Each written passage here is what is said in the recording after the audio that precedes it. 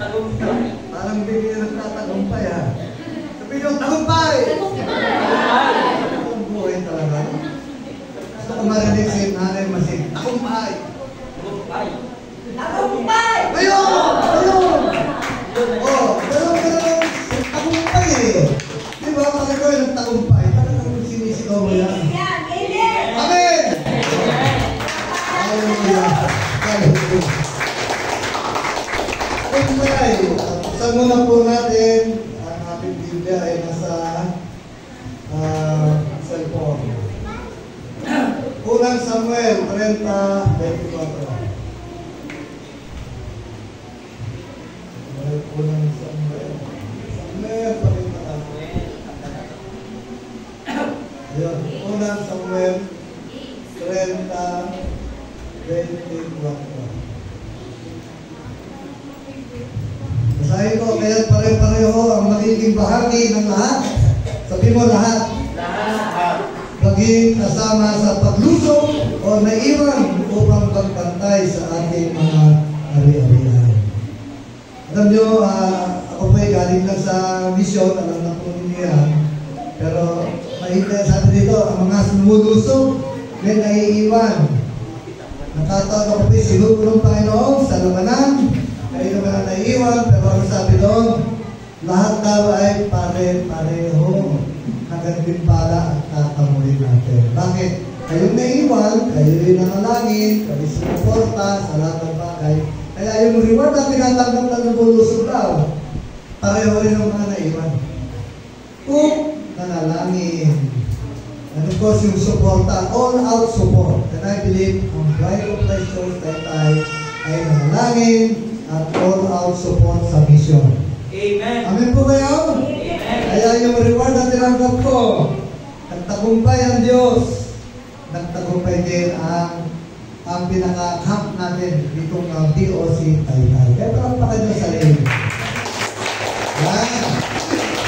Kaya yun po yung sinasabi ng Panginoon sa atin. Bagaman kayo nandito, naiwan, anumang gantimpala daw ang pinamon ng mga taong namuna o lumusog, ay pareho rin daw ang tatanggapin natin. So, ngayon po, mag-report po tayo sa ginawa ng Panginoon. Meron tayong papakita muna. Napakaganda kasi ng ginawa ng Lord sa loob ng ilang buwan. Almost 1 month, wala po tayo. Dito po, galing po tayo. Tinawag ko po itong proyektong ito. PPA. Ano yan? Pinoy para sa Asia. So, bakit Pinoy? Kasi tayo mga Pilipino ay madaling maka-adapt. Una-una, kamukha natin sila. Kung hindi ka magsasalita sa isang bansa sa Asia, mapagkakamalan ng Asyano. O ikaw ay insik. Oo, wag na ikaw salita. Pagkat hindi ka, ikaw ay insik ka lang. Pero mukha insik. O, ito mukhang Malaysian, mukhang Burmese, mukhang Chinese, mukhang Thai, o Vietnamese. O pala tayo, Vietnamese ang tingin sa akin. O, so kaya Pinoy para sa swak na swak. Ang Pilipino ay merong angking na talento. Hindi tayo magagaling sa English, pero gusto rin na yung uri ng English natin. So, kaysa sa mga Amerikano. Kasi Islam sila. Pangalawa, puti. Kung pupunta ka sa mga underground churches, sa mga bansa na may mga restriction, ay pasalaw ka tayo. Saka magsasalita ng lingwahe nila. No? Kaya Pinoy para sa Asia. Anong ginawa po natin doon? Sige po. Ayan. Kami nagkaroon ng misyon mula Pilipinas, punta ng Thailand. Naglang po ako sa Bangkok madaling araw. 3 hours lang ang pahinga namin. Pagdating ng alas 7 ng umaga, bumiyahe na po kami mula sa Bangkok papuntang Mesot. Sige po. Yan. Mesot, pumuntahan. Mapapansin niyo yung pula na yan. Mula dito sa Mesot, pumuntahan. Malapang po yan. Mahaba po siguro mga 10 oras. Babaybayin po namin yan sa pamagitan ng pagmamaneho.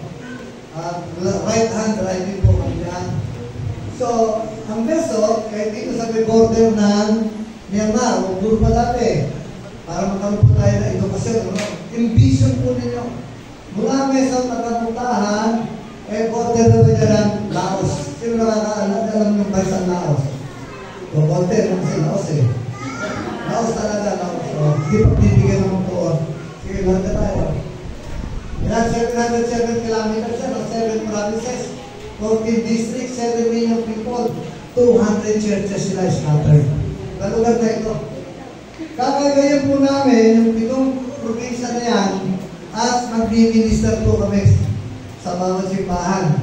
Ang misyon, mula po sa akin, yung anointing na binigay ng Lord, may kasama po kung anin, kaya pito kami. No? Ako tawagin natin dyan, donkeys for Christ. Sabi mga donkey daw, na sinakyan ng Panginoon, natin ang presensya ng Diyos. Patungong Jerusalem, kami naman patungong Thailand, Northeast Thailand. Sige, pakilan na ako. Ayan, Mesot, unang probinsya pa. Sige, sunod na tayo. Sukhothai, sige. Phitsanulok, Phitsanulok. Ayan, Konkan. Alas yan din ang tahan. Sige, tuloy lang. Mesot, pumuntaan yan, ginagay namin. At sabi ko nga, yung sa isang mga simbahan dyan na nagkaroon na himala, dun sa Phitsanulok, sige, sikata lang tayo. Ano yung sabihin ko? Ayan, tawag natin sa aming sarili ay donkeys for Christ. So, nagkaroon kami ng nag-pray po tayo ng ating declaration. A donkey for Christ declaration, sabi niya, I am a winner, not a loser. Para sa lahat po yan, hindi lang po para sa amin. Pero ito yung ginawa natin, para bawat yung team namin ay merong idea, merong tinatahan na vision. No? I am an overcomer, not a quitter. I am filled with the Spirit of God. I am empowered to carry God's presence. I am called to be an agent of revival and transformation. Kasi, dalawa po namin na revival eh. Yung revival, bigay sa atin ng Panginoon, pinapasa ko sa ating mga kasama. Yung kapit dito naman, ipapasa naman natin sa simbahan. Yun po yung idea nun. Na lahat ng tinatanggap natin, sa Panginoon, hindi natin tinatago, hindi hahayaan at hindi napahagi sa anong tayo. Okay, sige po. Bago kami tumulak, kami nagkaroon muna, may base po tayo sa Bangkok eh. Ethnos Asia Ministries, which is Filipino, mga nasa leadership dito. Kasama po tayo dito sa Ethnos Asia Ministries. It's a big mission organization at matagal na po ito since the 70s pa. No, kasama po tayo dyan. Ito yung aking kasama ha. By the way, sila po lahat ay mga man of God. Sila lingkod ng Panginoon. Kung may simbahan po sila, iba-iba, may nanggaling ng Davao, sa kaliwa, may nanggaling ng Bicol, kaya namin po kami ng Bicol, may nanggaling ng Bulacan, may nanggaling ng Mandaluyong at kung saan-saan pa. Sige, manalangin muna kami bago kami ay tumulak doon. Kasi mahalaga mga kapatid, sa bawat gawain ng Panginoon na gagawin natin, ay sinisiyasan natin, awit natin kanina. Kasi alam ng Diyos kung sino tayo, sinisiyasan natin ang ating sarili. Sige, tulak na tayo. Yan, unang biyahe ang ginawa namin, pumunta kami sa Mesot. Ang Mesot ay border ng Myanmar. Alam nyo, ano lang, ilog na maliit lang at tulay, bansa na. Kitang-kita mo na yung kabilang bansa. Ito, kung senaryo na ito ang tinatawag na Karen refugee camp. Ano yung Karen? Karen is a group of people from Myanmar na lumabas ng Myanmar dahil mga Kristiyano sila, pinaharas po. Inuhuli, pinapatay. So napagpag sila sa bansang Thailand. Kaya binigyan sila ngayon ng lupa doon para doon sila manirahan. Alam niyo, ilang taon na sila nanirahan doon na refugee? 50 years. Kaya nagkataon, nandito kami, ay naka-attend kami ng 50th anniversary nila. Sila po ay napaka-humble, sila po ay Baptist in background, pero grabe ang pag-ibig sa Diyos. Grabe kumanta sila. Nanganakasuot sila. Yung iba nga dyan ang pinanganak, iba dyan ang namatay. 50 years eh, isipin mo. Wala silang mundo, kundi yung melangan. Walang mundo. Kaya dahil delikado po kami pumasok, delikado lumabas, may checkpoint. Pinipigal lang siya, baka meron lumabas, at meron naman smuggling, mga nangyayari. So, yan po yung sinabi niya. Sige, lang ka tayo. Ito po yung team. Ito po yung kasama ko. Dito po kami. Lane, Song, Sam, Siha, Hochete. O yung puno po ha. Ayan, dito kami yan. Ito naman babae kasi. Asawa ng isang pastor na kasama. So ito po yung kami pumunta doon sa mission na ito. Sige, lapit tayo. Ito. Soaking in the Spirit na pangalan ko. And anything na gagawin para sa Lord ay inuupo ng Panginoon. It's not by might or by power, but by my Spirit, says the Lord. So, a day before kami tutulak, pupunta sa Karen. Nagkaroon po kami ng overnight na soaking sa kwarto. Pinapunta ko sila doon at kami nag-aral at manalangin. Nung ako'y meron lang isi-share, suddenly!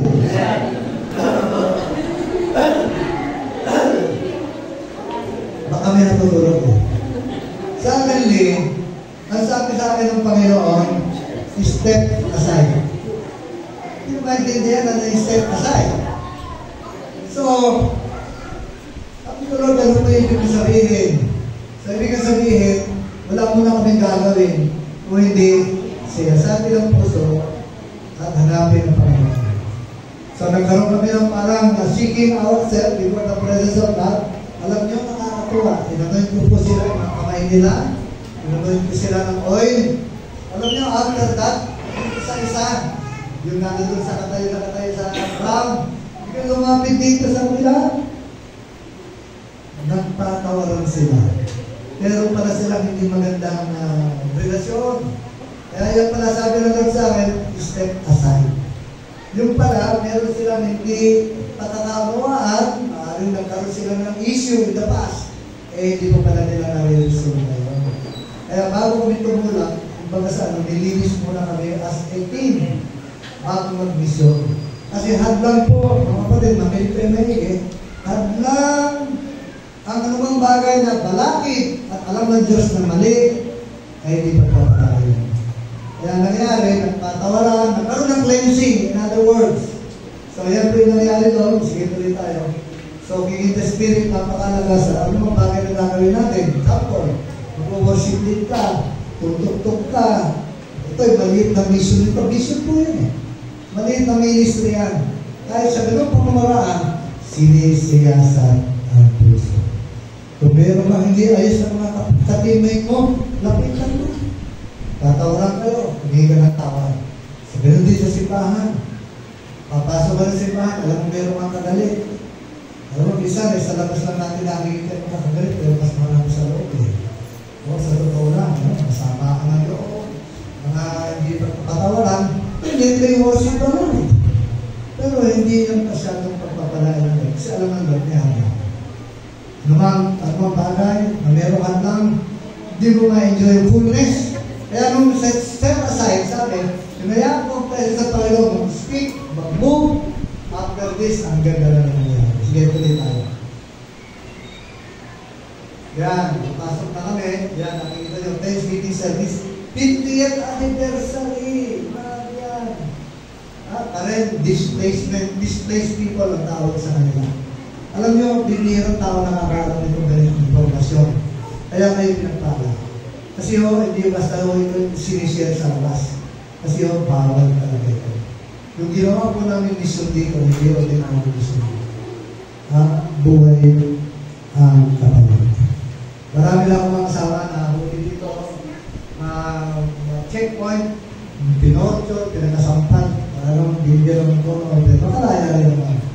Pero sa kalooban ng Panginoon, lahat kami nakapasok, lahat kami nakalabas. Malaya. Patuloy ang mission. Doon na sa pitong province. Okay, tuloy tayo. Ito ang founder.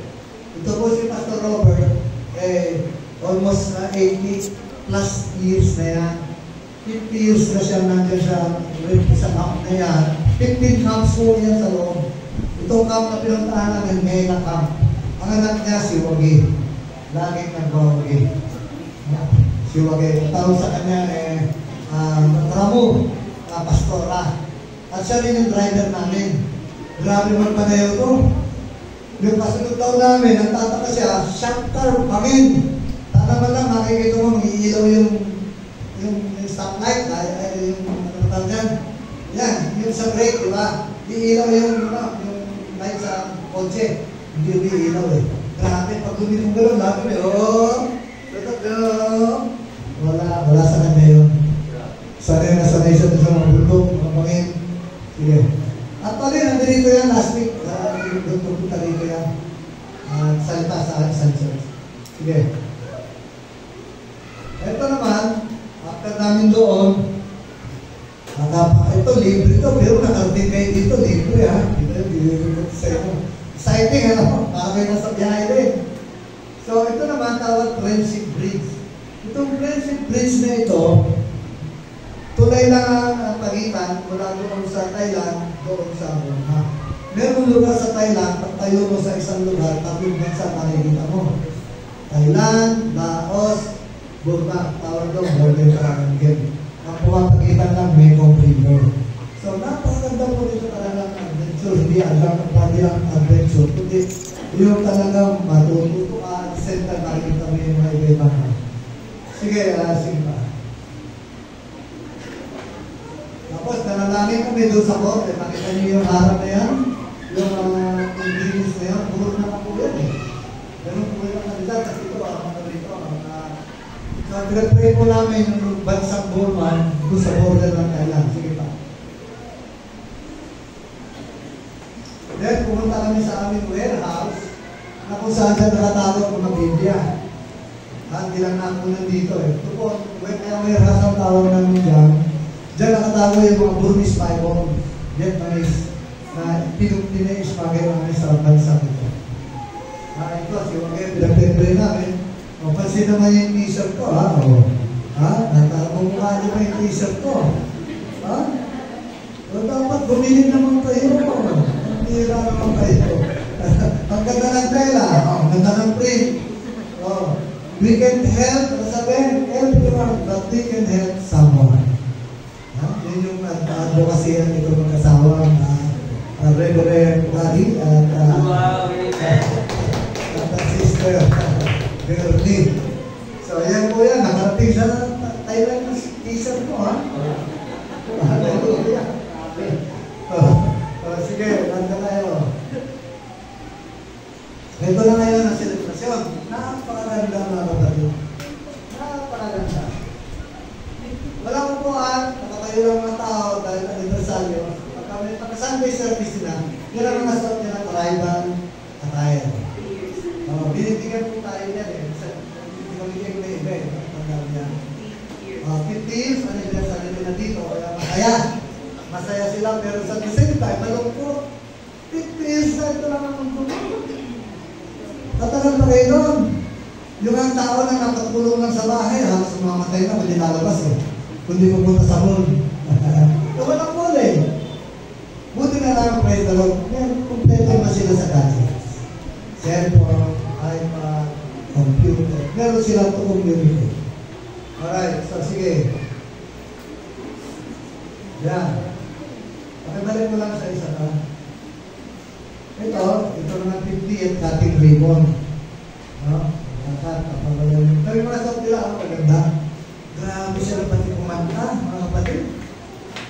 Hindi siya magandahan, pero talagang napakagaling nila sa voicing. At napaka-anointed. Kasi damang-damang mo yung talagang umaarit sila sa puso para sa mga. Iba yung umaarit talaga sa member, whatever. Pero sila talagang damang-damang sa kabila ng kanilang buhay, 50 years. Walang ibang lugar, walang makikita, kundi mundo yan. Right away, sige, dulang na tayo. Yan, kumakanta na sila dyan. Sige pa.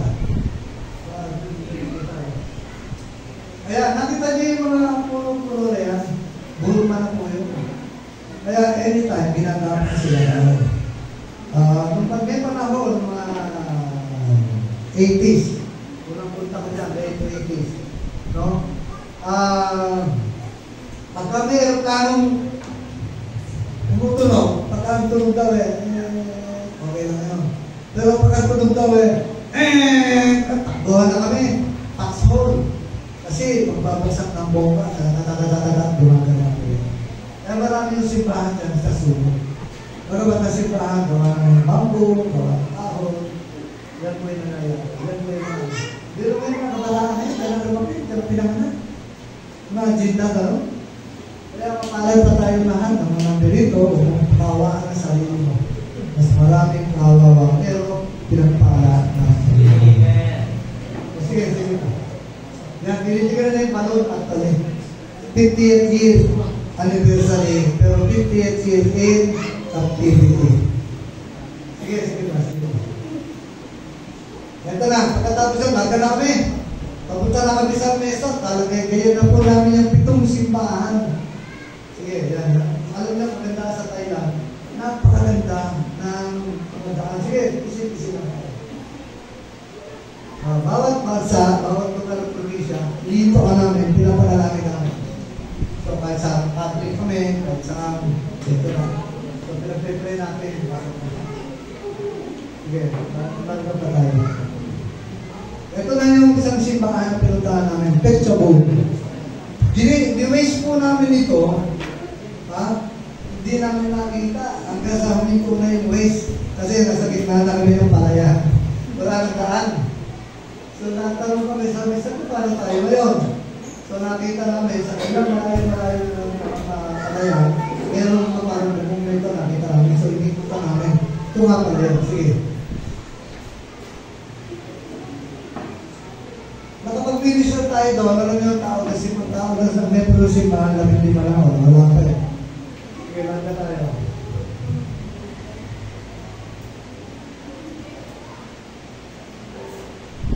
Yan, minister kami, ito, bulag po ito. Kaya niyakap ng isang pastor na kasama natin sa habang pinagdamay yung tunay na yakap ng Panginoon, pag-ibig ng Panginoon na kahit bulag ka na, tapos ganun ka pa sa tunong lugar, parang lahat yata na, parang si Hope, pero nagkaroon ng pag-asa at sila ay nalabas sa mga. Sige. Yan. Kita nyo simbahan, maglagay lang ng poste-poste, magtimbukong, tapos yan, ang tarapan, at meron parang price lang, ito may tubig, then makita na yan, puro buti. Napakagandang lugar. Yung palayan, nag-speak ang Lord na mayroong harvest na mangyayari. So, nag-declare kami ng harvest for this province. Sige. So, tuloy yung lahat yan. So, konti lang sila. Sige. So, marami pa ng vision, mga nanalangin sa bangko. Bawat daw biyahe namin, may nalalaglag ng buto. Seed.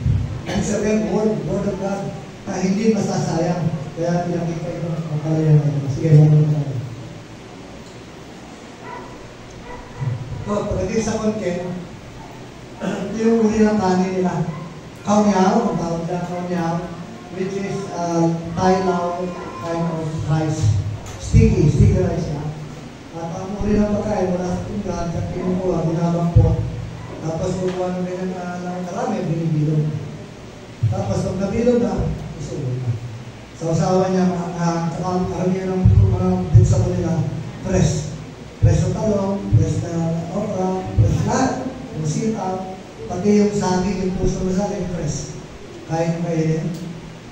Kaya pag kinakain nila yun, bumubula ako, binigyan.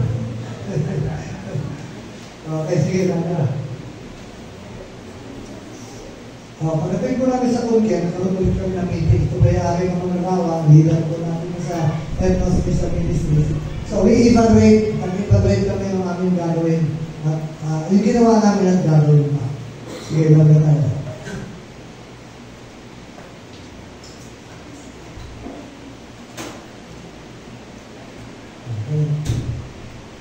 After that, nakaroon kami ng refilling station doon sa Kunken, which is a small church din. At the same time, itong nasa kanan, mga tribal din po yung Bru tribe sila. At dito naman yung kasama ng mga Pilipino, at sa likod din, tayo Pakistani doon. So, ang ganda rin nangyari dito. Kaya, pagkatapos, pumunta kami sa isang aming station naman na Dombang Center, Harvest Center. Dito po tayo magkakaroon ng mga training. Nakailan po ito lang sa probinsya, patungkol sa Kunken. Sige, tuloy tayo. Kaya meron tayong running with the mission. Nakapunta rin po kami si Pastora na pinag dito at pinag-pray din namin ito. Ito yung vision ng ginawa namin. Yung tinatawag namin Indo-China Royal Highway na mula doon sa kabilang akali, mula Quezon hanggang Mugdaan, 7 simbahan na yung tawag kay Royal Highway na na-empowered sila na share ng vision at gamitin sila at tunay na makarami sila ng tunay na harvest. Alam niyo ang nangyari? Yung kami pinuntahan ng isang probinsya, hindi pa pinakakagaling ng isang oras, tumawag na sa amin, tuwa-tuwa sila. After what we shared, yung isi-share ko namin, may mga lang, may ilang mensahe natin. After we shared, may message sa amin, sabi nila, nagkaroon na kami ng 2 harvest. Nakapag-share agad sila. After nung natanggap nila yung vision namin, bumayo agad sila, naka-2 harvest sila. Alam nila sa Thailand, wala ako sa kasamaan. Ang isang kaluluwa, natumbas ng 10 sa atin. O higit pa. Ibig sabihin, gano'ng kahirap mag-share ng gospel. Sige. Yan, TNT. Pito-pito, tawag namin. Kasi pito kami, 7 probinsya, at 7 counterpart namin sa tayo. So, 3.7. Sige, lato tayo. So, tahan. Sige, medyo bilis-bilisan mo na siguro ito. So, mag-share din tayo dito sa nasa right side. Medyo parang ito siya. Hasta malamig, noong oras na yun. Kaya hindi ka nakajakot na. Sige.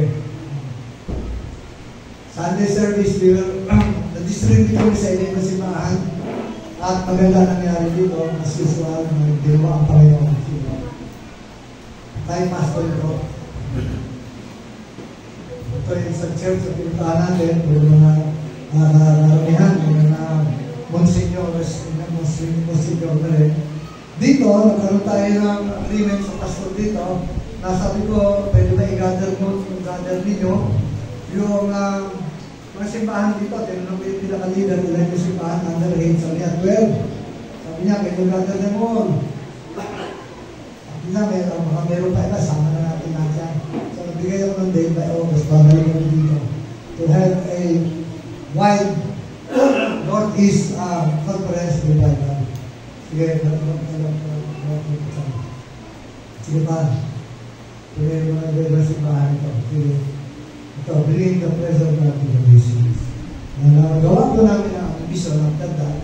3 days after naman, hindi ko na papakita nila, yung pastor, pumunta naman ng Bicol, at doon nag-minister din. Pagkagaling ng Bicol, pumunta naman ng Mindana, ng Galuyong, at doon naman nakita natin doon yung mga bilanggo, hindi nakita kami nakalaya sa rehas, hindi nakalaya sa kamay ng kaaral. Ngayon, ginagamit, namangha siya. Mga ex-convicts, tunay yung ginagawa ng Panginoon, mga kapatid. Meron tayo mga kapatid doon na pumapasok sa bilanggo, ang pamahagi, at isa-isa ng mga labas na nakakalaya sila. At kahapon lang, marami ako sa Santa Cruz Laguna, marami binayo ng Panginoon doon, Rivalban, marami mga simbahan ng tao, ilang isa po ito. Bakit ko sinishare ito? Gusto ko kayo encourage. Tara, mag-ibaliwala nyo, pag nag-post ako, o kaya naghihingi kami ng panalangin, hindi ka, kailangan namin ng prayer. At kung kayo kapahagi sa prayer, kaya sabi ko kanina, tagumpay kayo. Kasi yung tagumpay na inanin namin ito sa piso na ito, ang bahagi kayo. Ang saying is this, let's all be serious. Sa Panginoon, at the same time, prayer. Kahit nandito kayo, may ginagawa pa Panginoon. Lastly, walang imposible sa Panginoon, ang daming hiwalang ginawa ng Panginoon. Healing here and there, ang grabe. Ako na, yung pastor na dapat hindi lang pupunta, dahil napakasalit ang lulog niya. Pero right there, nag-testify tumayo, sabi niya, praise God, pinagaling sa Panginoon. Tumatanong. Kaya wala imposible sa Panginoon na focus tayo sa Lord, and as we serve God with joy and gladness, victory will be yours. Kaya tagumpay tayo lahat. Amen! Now, focus ka sa talumpahan Panginoon. Binasa na natin, hindi na ulitin yan. Sa Matthew 8:5-13. Ano nangyari dito? Encounter ng isang centurion kay Jesus.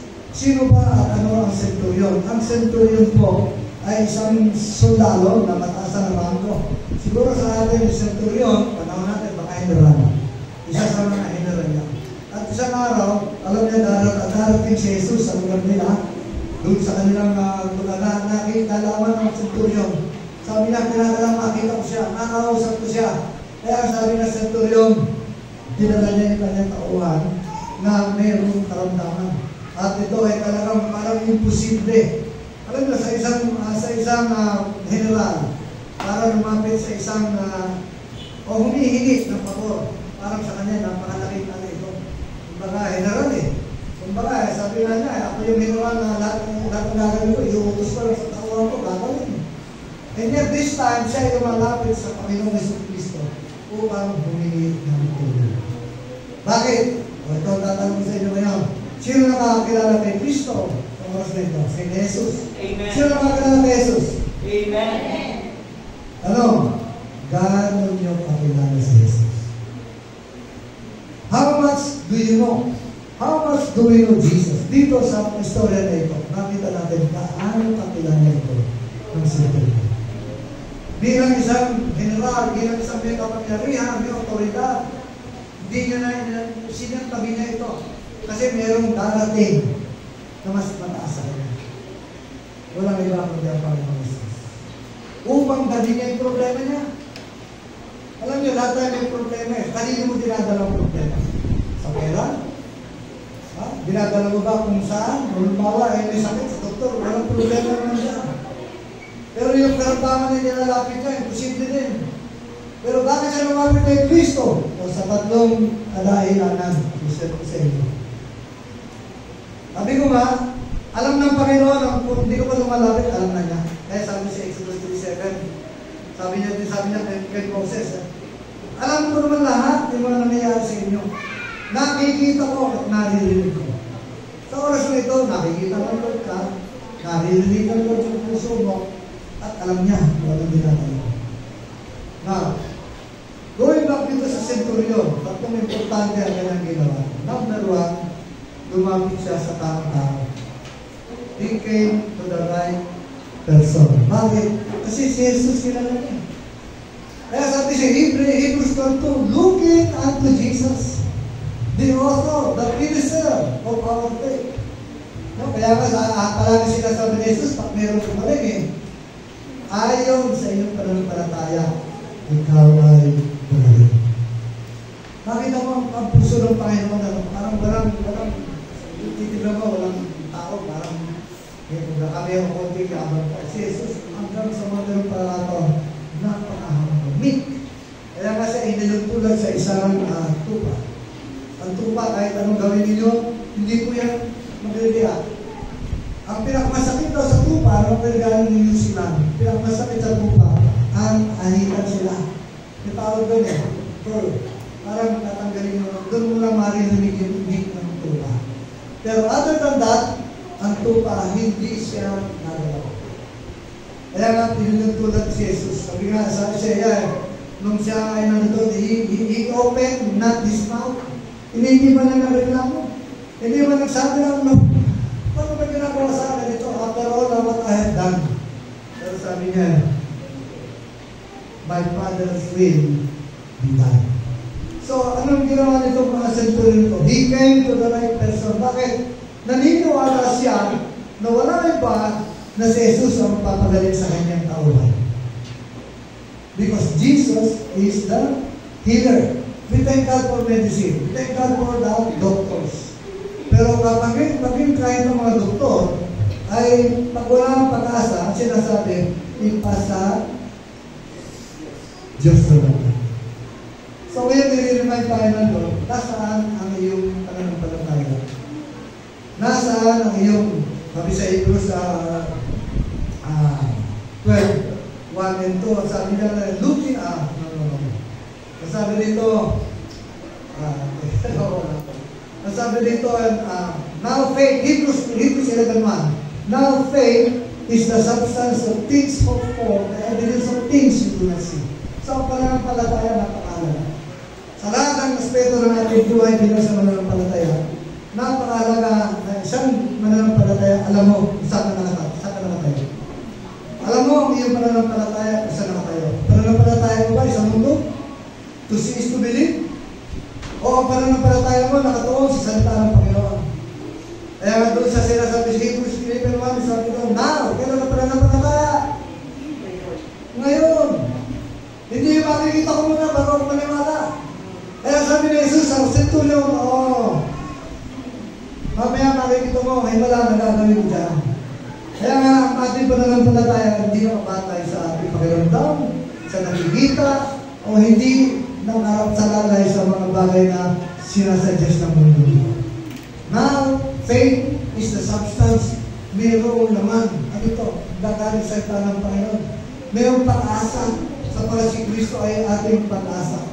The substance, the things we hope for. The evidence. Ano yung evidence? Yung salita niya. Yung salita ng Panginoon, yung salita niya. Go, and you will be healed. Jesus, our hero. So, alamin natin kung saan tayo nananampalataya, nananahaw, kundi wala ikaw, kundi sa ating Panginoon. He came to the right person. Number 2, he asked for the right solution. Kung baka alam niya yung solusyon, wala iba, focus siya. Ang kanyang mission, ang layunin niya, tatagpuin sa tamang tao, wala iba kundi si Jesus. At alam niya yung kanyang sasabihin. Sabi niya, he asked for the right solution. Humingi siya ng pabor ng pagkailingin ang Panginoon. Kailangan when we come to Jesus, meron tayong specific. Minsan natapit tayo, ang dami eh. Parang jumble-jumble pa, Lord. Tulungan mo ako sa aming problema. Tulungan mo ako sa grupo, sa ang dami. We have to approach God specifically. Kasi ang Lord ay, sabi nga niya, I have seen, I have heard, and I know. Alam niya na yung problema mo eh. Pero gusto nakita ng Panginoon sa atin yung sincerity at yung focus. Lord, ito yung gusto ko. For example, anong problema meron mo ngayon? Doon lang. Yung specific talaga. Lalo yung importante sa iyo. Panginoon, ito yung nilalapit ko sa'yo. Nilalapit namin si God. Lord, nilalapit namin ito kapatid nito. Nilalapit namin yung pamilya nito. Kasi God knows already. Pero ang gusto ng Panginoon, yung tunay, na pananampalataya mo dahil doon sa specific na approach mo sa Lord, nakikita ka ng Panginoon na ang puso mo ay tatanggalisa. At kapag nakita ng Lord, galisa ang puso natin, walang duda, tutuloy ng Panginoon. Bakit lumalapit sa centurion sa kanya? Yung kanyang tauhan na napakalubhan ng karamdaman. Kasi alam naman natin, with God, nothing is impossible. Amen? Walang imposible sa Panginoon. Sa Lucas 1:7. Amen. Amen. Amen. Hallelujah. Walang imposible. So, anong problema meron mo ngayon? Hindi siya kahit hindi lumalapit, parang hindi utahan ng Panginoon. Walang imposible ito na. Walang sagot talaga kita. Walang sagot. Ito nga nagiging effective ang Lord, yung walang yung imposible. Because with God, nothing is impossible. Doon magaling ang Panginoon sa mga simple. What is impossible with men is possible with God. Doon siya magaling. Tinututunayan niya talaga na siya ang tunay na Diyos, anak ng Diyos. Walang makakaluwa, walang ibang makakaperform. Thank God sa medicine sa doktor. Wala rin naman magic ito. It is all because of the word of God. By His stripes. How many? 39 stripes. By His stripes, we are healed. Past tense. Ano na lang, bakit healed? Magaling na pala eh. Anong gagawin natin? Angkinin mo! Angkinin natin! Yung ating pananampalataya sa Panginoon. Wala pa akong trabaho, inaangkin ko na, Lord. Inaangkin ko na yung trabaho nito. Hindi pa ako nanganganak, Lord. Bibigyan mo ko na sa pangalan ni Jesus. Kahit may problema yung atin. Dami na po natin ang patunayan ko na. Yung mga may problema, 14 years hindi nanganganak. Yung mga ganito, ganyan. Pero tayo nananampalataya pala. Sabi kasi mananampalataya tayo dalawa. Pinanalangin natin. Wala kayong buwan. Walang provision. Ilan na po yung pinanalangin natin ng inyo? Kung gusto yung mga anak, pero kayo kasawa ka. Katagas, meron kayong ano talaga. Ang sinasabi ko, walang imposible sa Panginoon. Yung mga karamdaman na nakita natin, mga worst pa yan, kung paano merong himala sa Biblia na kaganap sa ating kapanahonan. Amen. Amen! Amen. Yun ang gusto ng Panginoon sa atin. Ang pinakaya tayo. Nothing is impossible. Ano yung importante ng unang ginawa niya? He came to the right person. And then he asked for the right solution. Right palagi. Kasi minsan may mga galaw tayo na palpa. May mga galaw tayo na unahan natin ng Panginoon. Nangangalangin ka dahil gusto mong pumunta na abroad. Dahil gusto mong mga abroad, wala pang sagot, lumarga ka na. Kaya pagdating mo doon, bakit? Wala kang narinig sagot. Anything that we will do, we must consult our God. Paliwanag ba yun? Lahat yan, ano yung bagay na gagawin natin? Mapahimala, mapapersonal, mapapamilya, lahat yan. Kailangan antay tayo sa sasabihin. Amen. Lastly, he did the right thing. Puro right, no? Ano yung una? Ano yung una? Right. He came to the right person. Number 2, he asked for the right solution. Number 3, he did the right thing. Ano yung sabi he did the right thing? Believing and trusting Jesus. Yun ang sabi. Speak a word. Magsalita ka sa akin, Panginoon. Sabi niya, ngayon din, umuwi ka na. Hindi ba mapupunta sa Jesus? Ano pinagawa niya? Salita ng Panginoon. Hindi niya na kailangan makita si Jesus pumunta doon sa kanyang sitwasyon. Sa kanyang tauhan. Sa pamagitan ng salita ng Panginoon. Ano sinasabi niya sa salita ng Panginoon? Do not fear. Do not be afraid. For I am with you always. I will never leave you nor forsake you. Mga pangako ng Panginoon yan eh.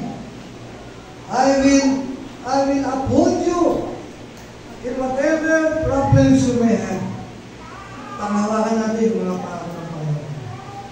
Call unto me and I will answer thee. Yung mga salita ng Panginoon, buhay yun eh. He did the right thing. He did nothing but believing. Sabi mo, believing. Trusting. By faith. Pinangawakan niya. Anong istorya pagdating natin sa ano? Hindi natin mag-reflect for the sake of time. Hindi ba nagkaroon na himala? Gumaling yung kanyang tao. Naimaga ito. Anong meron sa itanay mo? Meron tayo. Of course, given na yung kay Brother Naki. We will not stop. We will not stop knocking, calling heaven. Kung kailangan bumaba si Jesus, hawakan siya. Whatever it is, what I'm saying, hindi pananampalataya natin. Because I believe in miracles. Miracles still happen. At pag nangyari ang mga kapatid, grabe. Hallelujah. Kaya nga sabi nga na Pedro, tinawag, nakakita ng mahirap, nandun sa may center ng pagtitipon. Sabi niya, silver and gold I have not, but what I have will I give you. Ano meron sila? Wala silang meron kung wala lang receive Jesus. Ngayon umaga, simple. Ngayon umaga, anong meron ka sa umaga nito? Anong problema meron ka? Go to the right person. Go to the right person. Ask for the right solution. And then, go. Do the right thing for God. And I believe, tutuloy ng Panginoon. Nananalangin ako mga kapatid sa atin dito sa BOC tayo ay maararas tayo ng himala. Sino ang gusto nun? Amen! Yun ang pinakamaganda. At nangyayari yan dito. Parang kayo naniwala. Amen! Nangyayari yan dito. Amen! Amen! Amen! Hallelujah! Kalakpakan natin ang Panginoon. Nangyayari po yan. Naniwala ko. Dahil I believe. Nangyayari yan. Sa himala lang. Sabi nga, be it done according to your faith. Sabi nga doon sa Matthew 9:29. Then he touched their eyes, saying, according to your faith, let it be to you. Baka marami na siyang senaryo kung paano si Jesus magpagaling. Ito, hindi na kailangan pumunta sa sarili ng tauhan. Yung tinakasan ng dugo, umawag lang sa layayan, hindi pa kailangan nakausap o nahawakan. Sabi para ng Panginoon, oh, your faith has made you well. Ngayon umaga nito. Anong meron ka? Umawag tayo sa iyo. Ilapit natin sa iyo. Huwag tayo manghinawa. Mahirap, yes, o parang di sinasagot, kapatid. Keep moving, keep going. Ano man meron ka, ano man meron bigat, meron ka sa iyong buhay ngayon. Tutugunin ng Panginoon. Amen. Amen? Tumayo tayo lahat sa mga sa inyo. Kailangan napakabigat ng ating mga problema, imposible, yung oras at panahon upang ikabot ako ay lumapit sa Panginoon. Anong imposible meron sa umaga ito? Idulog natin sa inyo. Ilapit natin sa Panginoon. This is what church is all about. And then, pamalita mo yung ginawang mabuti ng Panginoon. Now, gusto ko lang makakulang ulit gusto ko panalangin ang mga karamdaman. Tawagin ko si Brother Catherine.